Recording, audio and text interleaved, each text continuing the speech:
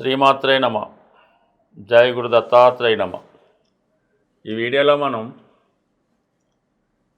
వృషభ రాశి వారికి జనవరి 11 నుంచి 17 మధ్యలో జరగబోయే వారఫలాలు పరిశీలించినప్పుడు ప్రధానంగా వృషభ రాశి వారికి రాశ్యాధిపతిగా ఉన్నటువంటి శుక్రుడు ప్రస్తుతం అష్టమ స్థానంలో సంచరించడం జరుగుతుంది.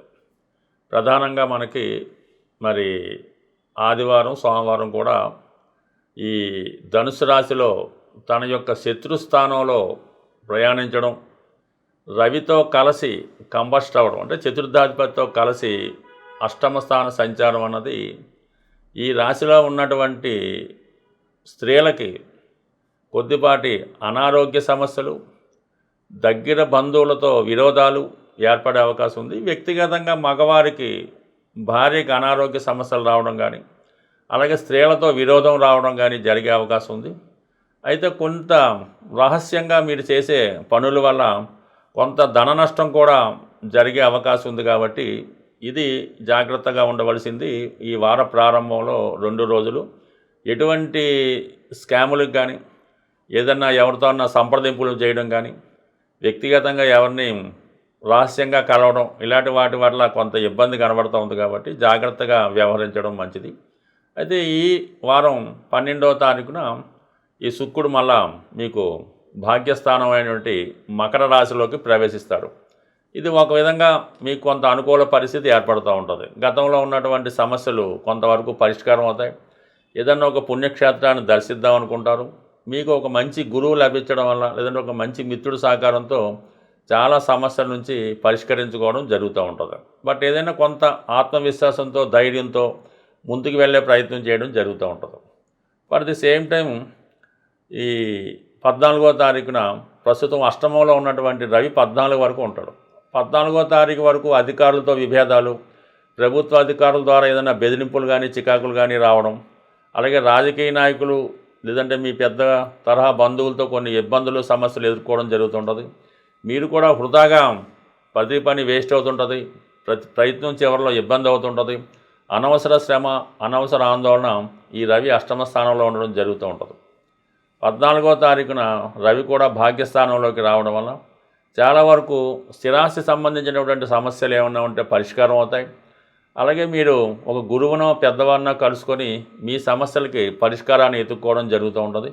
చాలా వరకు ఇటువంటి కుటుంబ సమస్యలు, ఆర్థిక సమస్యలు, భూమికి సంబంధించిన విషయాల్లో చాలా సమస్యలు మీకు పరిష్కారం అవడం జరుగుతుంది. ఆర్థిక పరంగా ఇబ్బంది ఉన్నప్పటికీ కూడా కొన్ని ఆర్థికేతర ఇబ్బందులు లాంటివి ఏమైనా పరిష్కారం అవడం జరుగుతుంటుంది. మీలో కూడా ఒక ధైర్యం లాంటిది ఏర్పడడం జరుగుతూ ఉంటుంది. దాని తర్వాత ఈ జనవరి 15వ తారీఖున ప్రస్తుతం అష్టమంలో కుజ సంచారం. జనవరి 15 వరకు కొన్ని అనవసర ఇబ్బందులు, చిన్న చిన్న ప్రమాదాలు లాంటివి రావడం, గొడవలు రావడం, విభేదాలు రావడం ఇటువంటివి జరుగుతూ ఉంటాయి. ముఖ్యంగా అన్నదమ్ములు, దగ్గర బంధువులతో ఆస్తిపరమైన తగాదాలు జరుగుతూ ఉంటాయి. ఈ జనవరి 15 ఎప్పుడైతే కుజుడు కూడా మీకు 9వ స్థానంలోకి ప్రవేశించాడో, ఈ ఉద్యోగస్తులకు ఏంటంటే సడన్గా ఒక గుర్తింపు, ప్రమోషన్ లాంటిదో అదనపు బాధ్యతలు రావడం జరుగుతూ ఉంటుంది. వృత్తిపరంగా చాలా బిజీగా ఉండడం జరుగుతూ ఉంటుంది. గృహ నిర్మాణం కొరకు కానీ, స్థిరాస్తి సంబంధించిన విషయాలు ఏదైనా మీకు ఆర్థికపరమైనటువంటి అవసరాలు ఉంటే వాటిని పరిష్కరించుకుంటారు.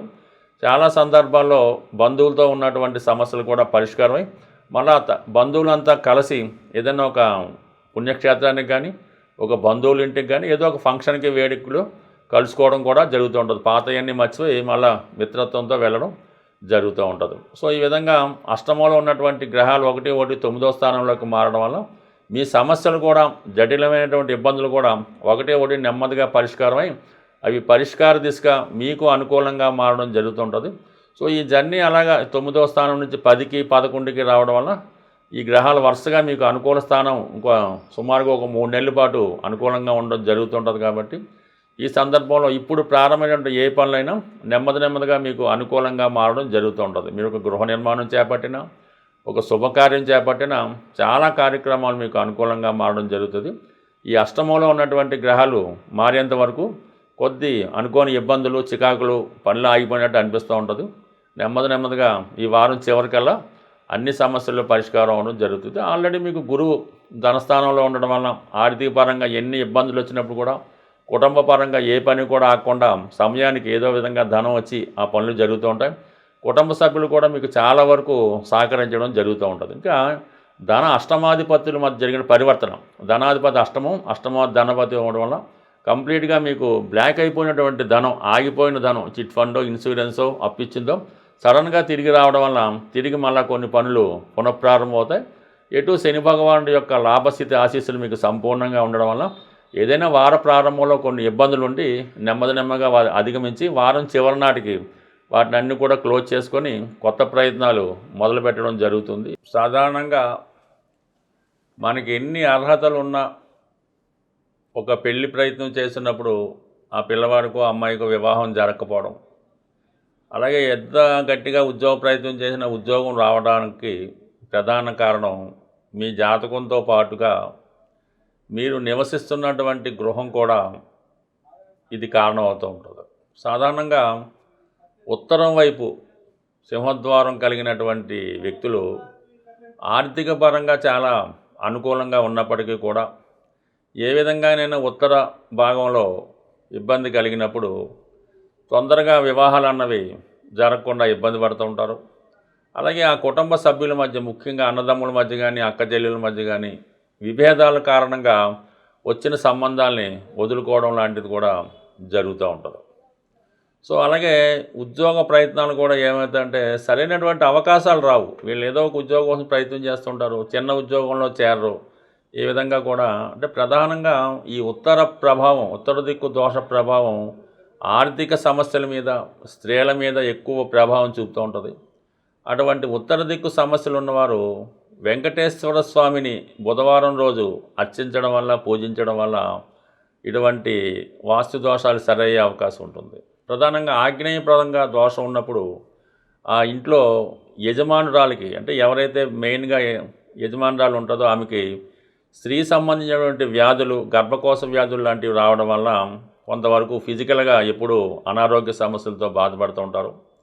ఆ ఇంటి యజమాని ఏదో ఒక బలహీనతకి, వ్యసనానికి లోనై భార్యాభర్తల మధ్య గ్యాప్ అది పెరుగుతూ ఉంటుంది. అలాగే ఆ యజమాని ఏదో ఒక బలహీనత వల్ల ధనాన్ని నష్టపోవడం, ఏదో ఒక హ్యాబిట్కి అలవాటు పడడం వల్ల కుటుంబ సభ్యులు చికాకు పడుతూ ఉంటారు. ఆ ఇంట్లో చిన్నవాళ్ళు పెద్దవారి మీద డామినేట్ చేస్తూ ఉంటారు.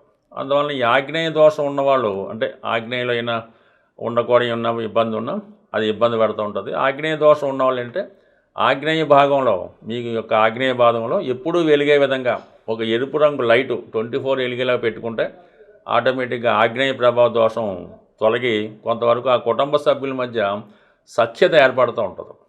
ప్రధానంగా పడమర భాగం అన్నది చాలా వెరీ ఇంపార్టెంట్గా మనిషి యొక్క, కుటుంబం యొక్క సేవింగ్స్ మీద ప్రభావం చూపుతూ ఉంటుంది. పడమర ఏమాత్రం ఇబ్బంది పడినా మీరు ఎంత కష్టపడండి, ఎంత ధనం రానివ్వండి, ఆ వచ్చిన ధనం ఏమైందో తెలియకుండా ఈ పడమర భాగంలో ఉన్నటువంటి దోష ప్రభావం వల్ల డబ్బంతా కూడా నిప్పులో పోసిన విధంగా కాలిపోవడం జరుగుతూ ఉంటుంది. ఈ పడమర దిక్కు వాస్తు దోషం పోవాలంటే కంప్లీట్గా మీరు హనుమాన్ ఆంజనేయ స్వామిని పూజించవలసి ఉంటుంది. ప్రతి మంగళవారం ఆంజనేయ స్వామిని తమలపాకులతో పూజించడం వల్ల మీ కుటుంబంలో సేవింగ్స్ అవి పెరుగుతూ ఉంటాయి. కొంతమందికి ఏంటంటే ఎంత ట్రై అయినా కూడా డబ్బు అప్పు దొరకదు, లోన్, అది ఏదో మంచి ప్రాజెక్ట్ ఉంటుంది, ఆదాయపరంగా ఉంటుంది, దానికి తగ్గ సెక్యూరిటీ కూడా ఉంటుంది, అయినప్పటికీ కూడా ఈ బ్యాంకులు రిజెక్ట్ చేస్తుంటాయి. క్రెడిట్ స్కోర్ బాగాలేదనో, ఎప్పుడు ఏదో జరిగిందనో, ఈ వాయువ్య దోషం వల్ల ఇటువంటి బ్యాంకు లోన్స్ లభించవు.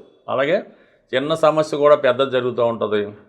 ఈ పెళ్ళిళ్ళు కూడా చాలా వరకు ప్రేమ వ్యవహారాల వల్ల, ఇల్లీగల్ కాంట్రాక్ట్స్ వల్ల పెళ్ళిళ్ళు కూడా వాయిదా పడుతుంటాయి. ఈ వాయువు దోషం ఉన్నవాళ్ళు సోమవారం రోజు చంద్రుడికి సంబంధించిన పరిహారం చేసుకుంటే, అంటే శివుడికి ఆవు పాలతో అభిషేకం చేసుకోవడం వల్ల కానీ, పంచదారతో శివుడికి సోమవారం రోజు అభిషేకం చేయడం వల్ల రుణం తొందరగా లభించే అవకాశం ఉంది. అంటే రుణం లభించడం కూడా ఒక అదృష్టమే, ఎందుకంటే ఎంతో పెద్ద పెద్ద పనులు ఈ సమయానికి ధనం లేక ఆగిపోతూ ఉంటాయి. సంపాదన ఉంటుంది, షూరిటీ కూడా ఉంటుంది. బట్ ఏదైనా గృహంలో ఉన్నటువంటి ప్రతి సమస్యకి దాన్ని పడగొట్టడమే కాకుండా ఈ కొద్దిపాటి టెంపరీ పరిహారాలతో మీ వాస్తు దోషాలను కూడా సరి చేసుకోవచ్చు. అవి ఎంతవరకు టెంపరీగానే పనిచేస్తాయి. పర్మనెంట్ వాస్తు దోషాలు ఉన్నప్పుడు మాత్రం దాన్ని రిమూవ్ చేసుకుంటేనే పని జరుగుతుంది తప్ప ఊరిక పరిహారం కొన్నాళ్ళకి పనిచేయదు. ప్రధానంగా టాయిలెట్లు ఉత్తర భాగంలో కానీ తూర్పు భాగంలో ఉన్నప్పుడు ఆ కుటుంబం నెమ్మదిగా ఆర్థిక బలహీనతకి పతనం అవ్వడం కూడా జరుగుతూ ఉంటుంది. ఇటువంటి ఏమన్నా ఉన్నప్పుడు కంప్లీట్గా రిమూవ్ చేయవలసి ఉంటుంది. కొన్నాటికి చిన్న చిన్న పరిహారాలతో సరి చేసుకోవచ్చు. ఏదన్నా మన పని బట్టి ఫలితం ఉండడం జరుగుతూ ఉంటుంది. స్వస్తి.